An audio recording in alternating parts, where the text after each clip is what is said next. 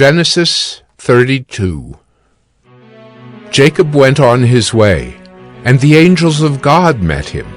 And when Jacob saw them, he said, "This is God's camp." So he called the name of that place Mahanaim. And Jacob sent messengers before him to Esau his brother in the land of Seir, the country of Edom, instructing them, "Thus you shall say to my lord Esau, Thus says your servant Jacob, I have sojourned with Laban and stayed until now. I have oxen, donkeys, flocks, male servants and female servants. I have sent to tell my lord, in order that I may find favor in your sight." And the messengers returned to Jacob, saying, "We came to your brother Esau, and he is coming to meet you, and there are 400 men with him." Then Jacob was greatly afraid and distressed. He divided the people who were with him and the flocks and herds and camels into 2 camps, thinking, If Esau comes to the one camp and attacks it, then the camp that is left will escape. And Jacob said, O God of my father Abraham, and God of my father Isaac, O Lord, who said to me, Return to your country and to your kindred, that I may do you good. I am not worthy of the least of all the deeds of steadfast love, and all the faithfulness that you have shown to your servant. For with only my staff I crossed this Jordan, and now I have become 2 camps. Please deliver me from the hand of my brother, from the hand of Esau, for I fear him, that he may come and attack me, the mothers with the children. But you said, I will surely do you good, and make your offspring as the sand of the sea, which cannot be numbered for multitude." So he stayed there that night, and from what he had with him he took a present for his brother Esau, 200 female goats and 20 male goats, 200 ewes and 20 rams, 30 milking camels and their calves, 40 cows and 10 bulls, 20 female donkeys, and 10 male donkeys. These he handed over to his servants, every drove by itself, and said to his servants, Pass on ahead of me, and put a space between drove and drove. He instructed the first, When Esau my brother meets you and asks you, To whom do you belong? Where are you going? And whose are these ahead of you? Then you shall say, They belong to your servant Jacob. They are a present sent to my lord Esau. And, moreover, he is behind us. He likewise instructed the second and the third and all who followed the droves. You shall say the same thing to Esau when you find him, and you shall say, Moreover, your servant Jacob is behind us. For he thought, I may appease him with the present that goes ahead of me, and afterward I shall see his face. Perhaps he will accept me. So the present passed on ahead of him, and he himself stayed that night in the camp. The same night he arose and took his 2 wives, his 2 female servants, and his 11 children, and crossed the ford of the Jabbok. He took them and sent them across the stream and everything else that he had, and Jacob was left alone. And a man wrestled with him until the breaking of the day. When the man saw that he did not prevail against Jacob, he touched his hip socket, and Jacob's hip was put out of joint as he wrestled with him. Then he said, Let me go, for the day has broken. But Jacob said, I will not let you go unless you bless me. And he said to him, What is your name? And he said, Jacob. Then he said, Your name shall no longer be called Jacob, but Israel, for you have striven with God and with men, and have prevailed. Then Jacob asked him, Please, tell me your name. But he said, Why is it that you ask my name? And there he blessed him. So Jacob called the name of the place Penuel, saying, For I have seen God face to face, and yet my life has been delivered. The sun rose upon him as he passed Penuel, limping because of his hip. Therefore to this day the people of Israel do not eat the sinew of the thigh that is on the hip socket, because he touched the socket of Jacob's hip on the sinew of the thigh. Genesis 33. And Jacob lifted up his eyes and looked, and behold, Esau was coming, and 400 men with him. So he divided the children among Leah and Rachel and the 2 female servants. And he put the servants with their children in front, then Leah with her children, and Rachel and Joseph last of all. He himself went on before them, bowing himself to the ground 7 times, until he came near to his brother. But Esau ran to meet him, and embraced him, and fell on his neck, and kissed him, and they wept. And when Esau lifted up his eyes, and saw the women and children, he said, "Who are these with you?" Jacob said, "The children whom God has graciously given your servant." Then the servants drew near, they and their children, and bowed down. Leah likewise and her children drew near and bowed down. And last, Joseph and Rachel drew near, and they bowed down. Esau said, "What do you mean by all this company that I met?" Jacob answered, "To find favor in the sight of my Lord." But Esau said, "I have enough, my brother. Keep what you have for yourself." Jacob said, "No, please. If I have found favor in your sight, then accept my present from my hand. For I have seen your face, which is like seeing the face of God, and you have accepted me. Please accept my blessing that is brought to you, because God has dealt graciously with me, and because I have enough." Thus he urged him, and he took it. And then Esau said, "Let us journey on our way, and I will go ahead of you." But Jacob said to him, My Lord knows that the children are frail, and that the nursing flocks and herds are a care to me. If they are driven hard for one day, all the flocks will die. Let my Lord pass on ahead of his servant, and I will lead on slowly, at the pace of the livestock that are ahead of me, and at the pace of the children, until I come to my Lord in Seir." So Esau said, "Let me leave with you some of the people who are with me."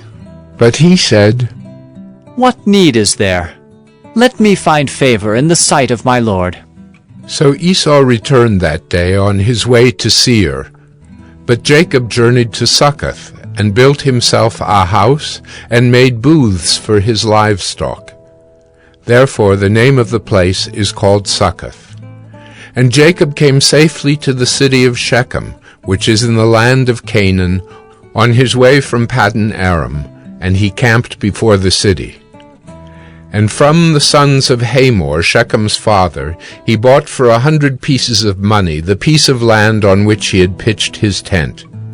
There he erected an altar, and called it El Elohe Israel. Genesis 34. Now Dinah, the daughter of Leah, whom she had borne to Jacob, went out to see the women of the land. And when Shechem, the son of Hamor the Hivite, the prince of the land, saw her, he seized her, and lay with her, and humiliated her. And his soul was drawn to Dinah, the daughter of Jacob. He loved the young woman, and spoke tenderly to her. So Shechem spoke to his father Hamor, saying, "Get me this girl for my wife." Now Jacob heard that he had defiled his daughter Dinah, but his sons were with his livestock in the field, so Jacob held his peace until they came. And Hamor, the father of Shechem, went out to Jacob to speak with him. The sons of Jacob had come in from the field as soon as they heard of it, and the men were indignant and very angry, because he had done an outrageous thing in Israel by lying with Jacob's daughter, for such a thing must not be done. But Hamor spoke with them, saying, "The soul of my son Shechem longs for your daughter. Please give her to him to be his wife. Make marriages with us, give your daughters to us, and take our daughters for yourselves. You shall dwell with us, and the land shall be open to you. Dwell and trade in it, and get property in it." Shechem also said to her father and to her brothers, Let me find favor in your eyes, and whatever you say to me I will give. Ask me for as great a bride price and gift as you will, and I will give whatever you say to me. Only give me the young woman to be my wife." The sons of Jacob answered Shechem and his father Hamor deceitfully, because he had defiled their sister Dinah. They said to them, "We cannot do this thing to give our sister to one who is uncircumcised, for that would be a disgrace to us. Only on this condition will we agree with you, that you will become as we are by every male among you being circumcised." "Then we will give our daughters to you, and we will take your daughters to ourselves, and we will dwell with you and become one people. But if you will not listen to us and be circumcised, then we will take our daughter, and we will be gone." Their words pleased Hamor and Hamor's son Shechem, and the young man did not delay to do the thing, because he delighted in Jacob's daughter. Now he was the most honored of all his father's house. So Hamor and his son Shechem came to the gate of their city, and spoke to the men of their city, saying, "These men are at peace with us. Let them dwell in the land and trade in it, for behold, the land is large enough for them. Let us take their daughters as wives, and let us give them our daughters." Only on this condition will the men agree to dwell with us to become one people, when every male among us is circumcised as they are circumcised. Will not their livestock, their property, and all their beasts be ours? Only let us agree with them, and they will dwell with us. And all who went out of the gate of his city listened to Hamor and his son Shechem, and every male was circumcised, all who went out of the gate of his city. On the third day, when they were sore, 2 of the sons of Jacob, Simeon and Levi, Dinah's brothers, took their swords and came against the city while it felt secure, and killed all the males. They killed Hamor and his son Shechem with the sword, and took Dinah out of Shechem's house, and went away. The sons of Jacob came upon the slain, and plundered the city, because they had defiled their sister. They took their flocks and their herds, their donkeys, and whatever was in the city and in the field, all their wealth, all their little ones and their wives, all that was in the houses, they captured and plundered. Then Jacob said to Simeon and Levi, You have brought trouble on me by making me stink to the inhabitants of the land, the Canaanites and the Perizzites. My numbers are few, and if they gather themselves against me and attack me, I shall be destroyed, both I and my household. But they said, Should he treat our sister like a prostitute? Genesis 35. God said to Jacob, Arise, go up to Bethel and dwell there. Make an altar there to the God who appeared to you when you fled from your brother Esau. So Jacob said to his household, and to all who were with him, Put away the foreign gods that are among you, and purify yourselves, and change your garments. Then let us arise and go up to Bethel, so that I may make there an altar to the God who answers me in the day of my distress, and has been with me wherever I have gone. So they gave to Jacob all the foreign gods that they had, and the rings that were in their ears. Jacob hid them under the terebinth tree that was near Shechem. And as they journeyed, a terror from God fell upon the cities that were around them, so that they did not pursue the sons of Jacob. And Jacob came to Luz, that is Bethel, which is in the land of Canaan, he and all the people who were with him. And there he built an altar, and called the place El Bethel, because there God had revealed himself to him when he fled from his brother.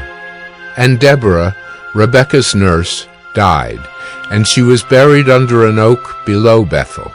So he called its name Alon-Bacuth. God appeared to Jacob again when he came from Paddan Aram, and blessed him. And God said to him, Your name is Jacob. No longer shall your name be called Jacob, but Israel shall be your name. So he called his name Israel. And God said to him, I am God Almighty. Be fruitful and multiply. A nation and a company of nations shall come from you, and kings shall come from your own body. The land that I gave to Abraham and Isaac I will give to you, and I will give the land to your offspring after you." Then God went up from him in the place where he had spoken with him. And Jacob set up a pillar in the place where he had spoken with him, a pillar of stone. He poured out a drink offering on it and poured oil on it. So Jacob called the name of the place where God had spoken with him Bethel. Then they journeyed from Bethel. When they were still some distance from Ephrath, Rachel went into labor, and she had hard labor. And when her labor was at its hardest, the midwife said to her, "Do not fear, for you have another son." And as her soul was departing, for she was dying, she called his name Ben-Oni, but his father called him Benjamin. So Rachel died, and she was buried on the way to Ephrath, that is, Bethlehem. And Jacob set up a pillar over her tomb. It is the pillar of Rachel's tomb, which is there to this day. Israel journeyed on, and pitched his tent beyond the Tower of Eder. While Israel lived in that land, Reuben went and lay with Bilhah, his father's concubine. And Israel heard of it.